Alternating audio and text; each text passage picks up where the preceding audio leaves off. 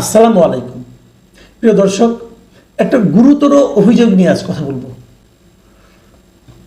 একজন সাবেক সচিব এবং তিনি অফিসার্স ক্লাবের একজন গুরুত্বপূর্ণ ব্যক্তি, মানে বর্তমানে যে অফিসার্স ক্লাব আছে তার সাধারণ সম্পাদক, এবং একই সঙ্গে বৈষম্য বিরোধী কর্মচারী ঐক্য ফোরামের সভাপতি, এবং তাছাড়াও বিএনপি চেয়ারপারসন খালেদা জিয়ার একান্ত সচিব।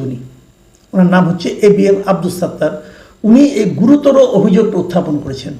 উনি বলেছেন যে এই বর্তমান অন্তর্বর্তীকালীন সরকারের 8 জন উপদেষ্টার সীমাহীন দুর্নীতির প্রমাণ ওনার নিজের কাছে রয়েছে। 8 জন উপদেষ্টা দুর্নীতি করছেন এবং সেটা সীমাহীন দুর্নীতি, এবং তার তথ্য প্রমাণ এই সাত্তার সাহেবের কাছে আছে। এই ধরনের একটা অভিযোগ করার পর এখন করণীয় কি? দেখুন, এই অভিযোগের কথাটা মিডিয়াতে চলে এসেছে। উনি এটা কালকে বিয়ামের একটা সমাবেশে ছিলেন, সেখানে মানে যত প্রশাসনের যত কর্মকর্তা কর্মচারী আছেন প্রায় সবাই সেখানে উপস্থিত ছিলেন, এবং এই অ্যাডমিনিস্ট্রেটিভ সার্ভিস অ্যাসোসিয়েশন তারাই ছিল এটা আয়োজক, এবং সেখানে শীর্ষস্থান থেকে নিম্নস্তর মানে প্রচুর প্রশাসনে যারা আছেন সবাই আছে। এবং তিনি কি বলছেন শোনা, ওনার কথাটা আমি আপনাদেরকে পড়ে শোনাই পত্রিকা থেকে নিয়ে। উনি বলেছেন, আমি খুবই হতাশ, আমলাদের চরিত্র না হয় খারাপ হয়ে গেছে, কিন্তু জুলাই আন্দোলনের রক্তের উপর দিয়ে চেয়ারে বসা অন্তত 8 জন উপদেষ্টার সীমাহীন দুর্নীতির তথ্য প্রমাণ দিতে পারব।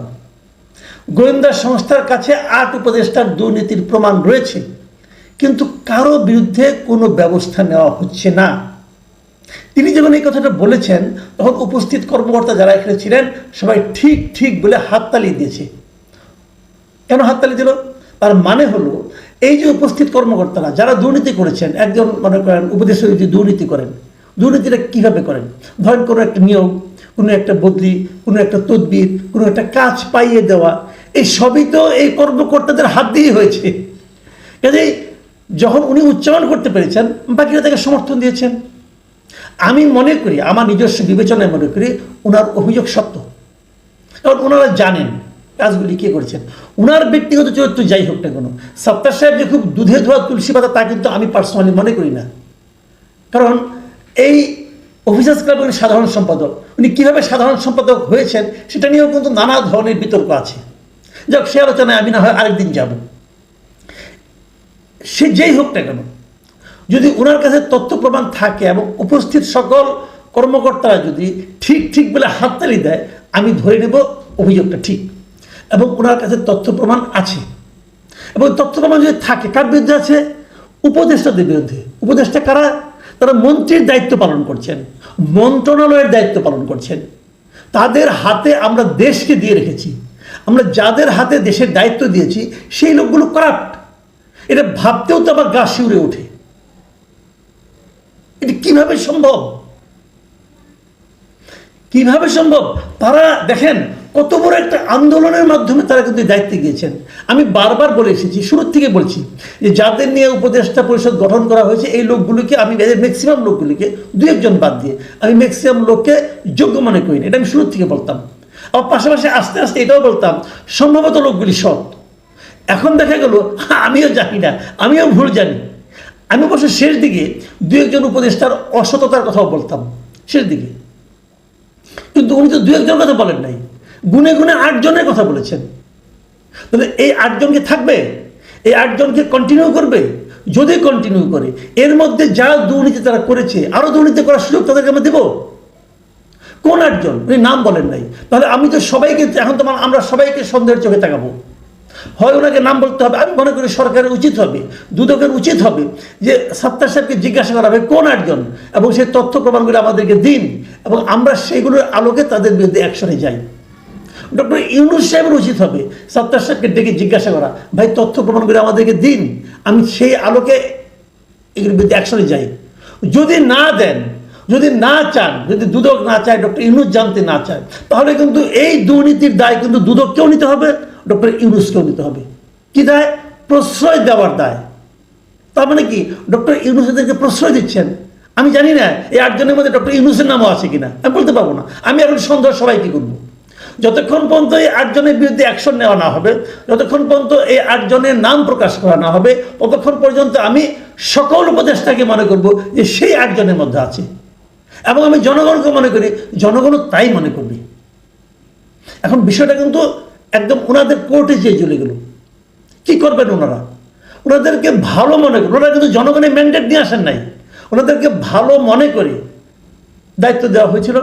এবং সেই ভালো মনে করা দেওয়া দায়িত্বের তারা যে এমনভাবে অপব্যবহার করবেন, এটা আমরা কেন ভাববো?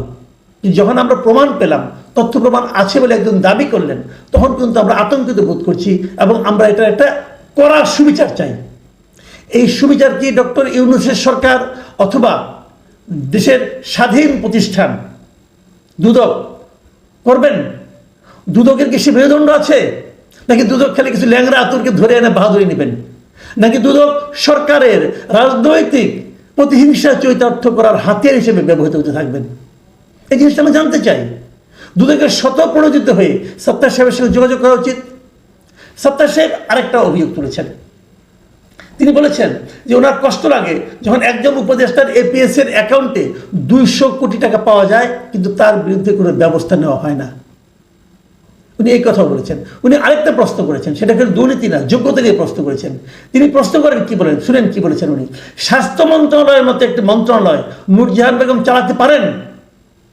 স্থানীয় সরকার মন্ত্রণালয় এবং যুব ও ক্রীড়া মন্ত্রণালয়ের মতো দুটি গুরুত্বপূর্ণ মন্ত্রণালয় একজন অনভিজ্ঞ উপদেষ্টা দিয়ে চালানো ঠিক হচ্ছে? দেখুন, এই দুইটা প্রশ্ন কিন্তু আমি শুরু থেকেই করে আসছি। আমি ছোট মানুষ, আমার কথা গুরুত্ব কেউ দেয়নি, কিন্তু আমি কিন্তু শুরু থেকেই এই প্রশ্নগুলো করছি। যে কোনো প্রশ্ন আমি করছি, তার মধ্যে এই দুইটা প্রশ্ন আছে যে কে নূরজাহান বেগম, স্বাস্থ্য খাতকে উপলব্ধি করার জন্য ওনার মধ্যে কি অভিজ্ঞতা আছে, কি যোগ্যতা আছে। তারও চেয়ে বড় কথা, গত 1 বছরে উনি কি দেখাতে পেরেছেন? জিরো। আসিফ মাহমুদ সজীব ভুঁইয়া উনি কি করছেন, কি দেখাচ্ছেন?